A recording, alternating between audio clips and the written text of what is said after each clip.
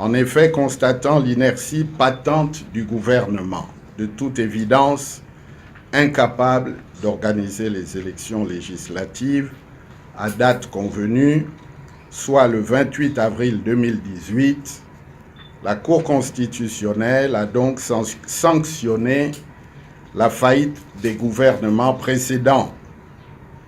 Dans une déclaration prononcée le lundi 30 avril 2018 à Libreville, la Cour constitutionnelle a annoncé la non-prorogation du mandat de l'Assemblée nationale et donc par conséquent mis un terme aux activités de l'Assemblée nationale et du gouvernement précédent. Comme chacun sait désormais, les prérogatives de l'Assemblée nationale sont transférées au Sénat, dans les termes empruntés par la Cour constitutionnelle elle-même. Le chef de l'exécutif a été enjoint de nommer un nouveau Premier ministre aux fins de diriger un nouveau gouvernement désormais responsable que devant M.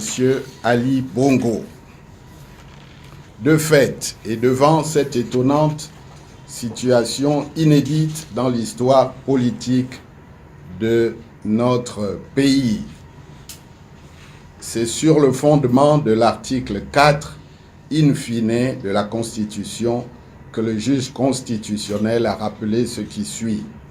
La prérogative particulière dont jouit la Cour constitutionnelle de maintenir en fonction, en cas de force majeure dûment constatée, les membres d'une institution dont le mandat a expiré, n'autorise pas la haute juridiction constitutionnelle à se substituer au peuple souverain en laissant les membres de l'institution concernée demeurer en fonction sur des périodes qui pourraient s'assimiler à la durée normale d'un mandat. Pour sa part, le Rassemblement Héritage et Modernité a pris acte de tout ce qui précède et s'étonne à maints égards du contenu de cette décision de la Cour constitutionnelle qui fait peu de cas de la souveraineté nationale et de la démocratie. En effet, cette décision a une portée éminemment politique, comme l'a d'ailleurs fort justement souligné le Premier ministre Casimir Oyemba, qui excède les prérogatives dévolues à la Cour constitutionnelle. De surcroît, cette décision sécrète un dérèglement des institutions. La Cour devrait se limiter à fournir au gouvernement des avis au fond.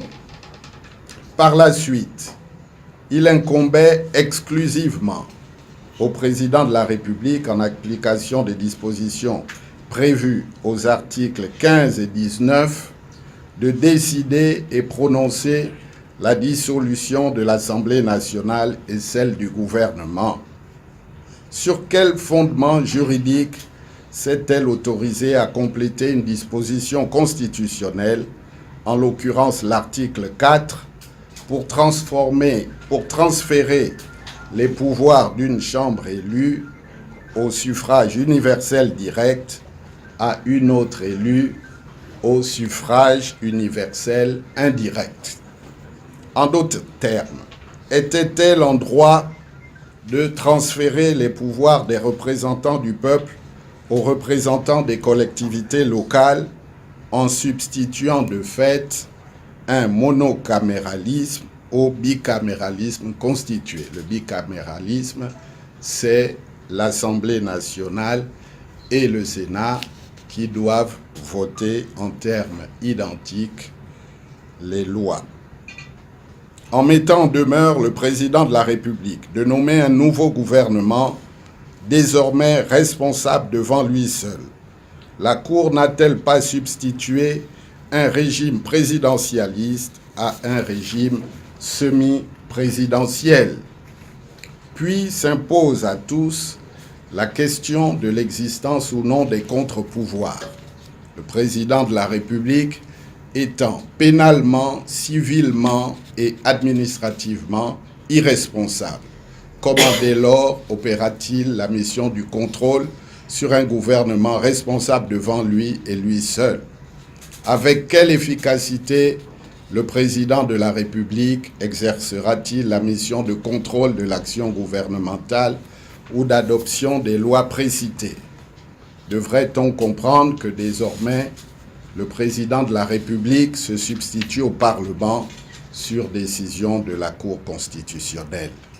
Il y aurait beaucoup à dire, mesdames et messieurs, mais voilà en quelques mots les questions évidemment sans réponse que se pose le rassemblement Héritage et Modernité.